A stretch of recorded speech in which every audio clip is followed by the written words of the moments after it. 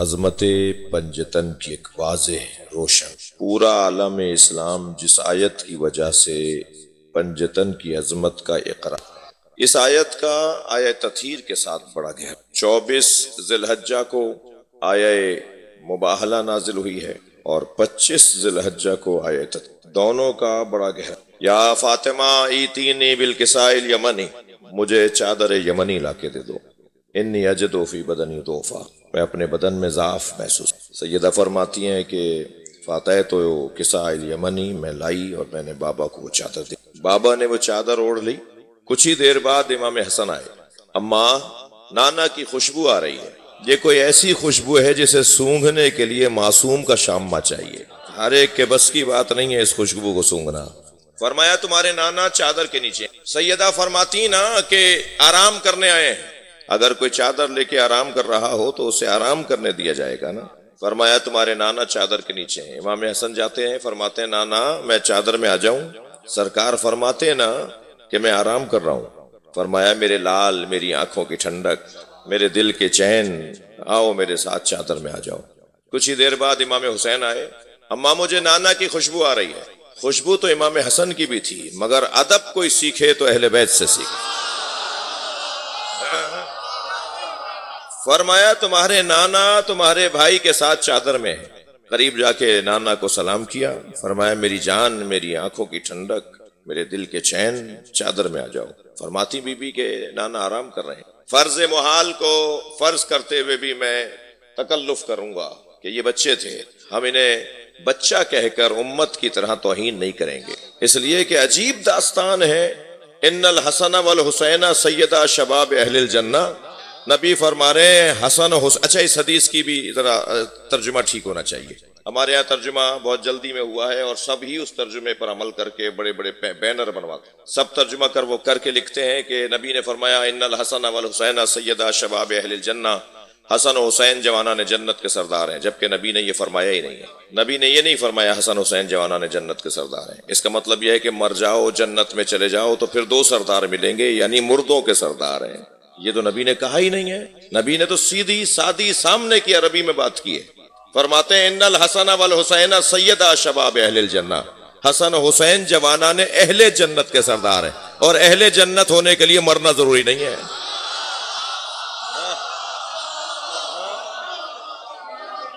اسی دنیا میں اہل جنت ہو جاؤ تو دو سردار ہیں جنہیں حسنین کہتے ہیں۔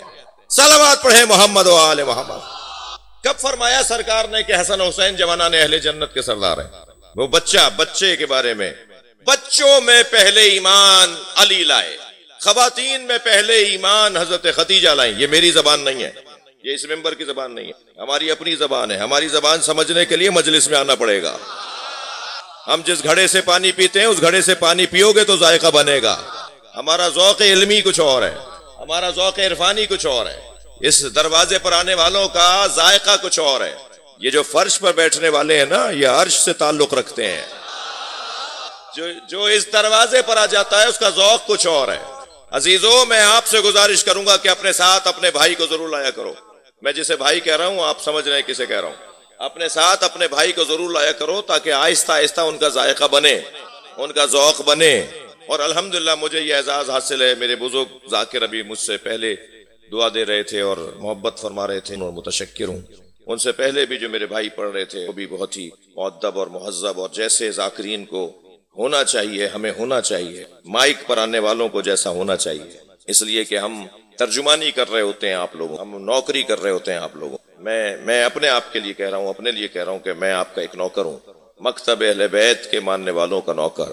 یہ جو کپڑے پہنے بیٹھا ہوں یہ تکبر کرنے کے لیے نہیں ہے، یہ لباس متکبروں کا نہیں ہے، یہ لباس اہل بیت کے مکتب کے نوکروں کا ہے۔ ہمارا کام نوکری کرنا ہے۔ پولیس مین کا لباس دیکھ کر آپ پہچان لیں کہ اس سے بات کیا کرنی ہے، جج کا لباس دیکھ کر آپ پہچان لیتے ہیں نا کہ اس سے بات کیا کرنی ہے، ڈاکٹر کا لباس دیکھ کر آپ سمجھ لیتے ہیں کہ اس سے بات کیا کرنی ہے۔ اسی طرح اس لباس والے کو دیکھ کر سب سمجھ لیتے ہیں کہ اس سے بات کیا کرنی ہے۔ الحمدللہ پوری دنیا میں گھوم رہا ہوں اور کہاں سے کہاں تک نہیں گئے، اور کوئی سفر ایسا نہیں ہوا جس میں کوئی برابر میں آ کے نہ بیٹھا ہو اور اس نے نہ پوچھا ہو کہ آپ شیعہ مولوی ہیں، آپ سے سوال کر لوں۔ تو میں پہلا جواب تو یہی دیتا ہوں کہ میں پہن کے اس لیے پھر رہا ہوں کہ آپ سوال کر لیں۔ ہمارے بارے میں خود سے فیصلے کرتے ہیں اور ہم سے نہیں پوچھتے۔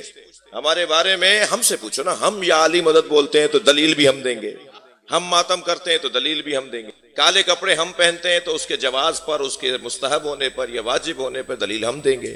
آپ تو وہ کام کر نہیں رہے تو آپ فیصلہ کیسے کر رہے ہیں؟ فیصلہ ہم کریں گے نا، روتے ہم ہیں تو دلیل بھی ہم دیں گے۔ ایک بہت بڑے مفتی شاہ صاحب، میں نے ایک بہت بڑے کہ مفتی صاحب آپ اپنے دوستوں سے کہیے کہ ہمارے خلاف جو انہوں نے اسلحہ اٹھایا ہوا ہے وہ رکھ دیں، اس لیے کہ ہمیں مار کے انہیں نقصان ہو رہا ہے۔ اب سے 50 سال پہلے آسٹریلیا میں جلوس نہیں نکلتا تھا، اب سے 40 سال پہلے کینیڈا میں جلوس نہیں نکلتا تھا، تم نے پاکستان میں اتنا مارا ہم پوری دنیا میں پھیل گئے، تو ہمارا تو کوئی نقصان ہی نہیں ہوا، نقصان ان کا ہو رہا ہے جنہوں نے اسلحہ اٹھایا۔ اور الحمدللہ میرا، ہمارا، آپ کا تشیع کا دشمن پاکستان میں بے وقوف، البتہ اس پہ بھی الحمدللہ ہے، مگر بہت زیادہ خوشی، دشمن کو ہوشیار ہونا چاہیے، دشمنی کا مزہ ہے نا، ثابت ہوا دشمن بے وقوف ہے۔ اس کی دلیل دوں، دشمن بے وقوف ہے اور دلیل اس کی یہ ہے کہ وہ ہمیں مار کر مضطرب ہے، ہم مر کے مطمئن ہیں۔ لبیک یا حسین،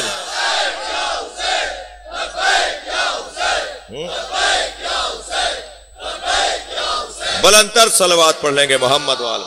الحمدللہ ہمیں کوئی پریشانی نہیں ہے، ہمارا دشمن کہیں منہ چھپائے بیٹھا ہے، ہم تو آج بھی چوک پہ مجلس کر رہے ہیں۔ پرامن قوم، رونے والی قوم، جنہیں رونے کی مشق کروائی جاتی ہو، جنہیں رونے کی تمرین اور مشق کروائی جاتی ہو، اور جو قوم رونے کی مشق کرتی ہے وہ کسی کو رلاتی نہیں ہے۔ سب سے پرامن ترین قوم ثابت ہوئی ہے حسین کے عزادار۔ یہ میں نہیں کہہ رہا، آپ جا کے سائٹس کے اوپر جا کے جو غیر مسلم کہہ رہے ہیں، جو غیر مسلموں نے مسلمانوں پہ تبصرے کیے ہوئے ہیں، ان پہ بہت واضح طور پہ ہمارے بارے میں بہت کچھ لکھا ہوا ہے۔ میں خود ایک جگہ سے گزر رہا تھا، ایک ایئرپورٹ پہ اترا، اسی ہولیے میں تھا جیسے میں نے آپ سے بھی، چند انگریز سامنے سے گزرے، کہنے لگے یہ کیا پہنا ہوا ہے آپ نے، بڑا اچھا لگ رہا ہے، یہ لباس جو آپ نے پہنا ہوا ہے، یہ آپ کا ہولیہ بڑا اچھا ہے، کیا پہنا ہوا ہے یہ، کون ہے آپ؟ میں نے کہا مسلم اسکالرز اس لباس کو پہنتے ہیں۔ تو ایک خاتون تھی، انگریز تھی، کہنے لگی کہ مسلم اسکالرز میں سے ہیں تو بتائیے پروفٹ محمد کے گھر والوں کو مانتے ہیں یا دوستوں کو؟